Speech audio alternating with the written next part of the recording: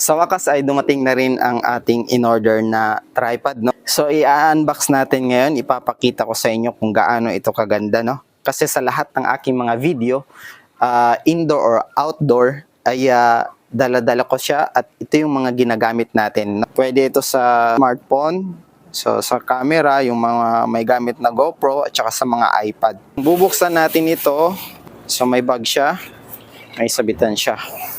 So pwede nyo siyang dalhin na ganito. Tingnan naman natin ang nasa loob. So ito na nga siya. So premium na premium, no? Napakalinis tingnan, bagong-bago, no?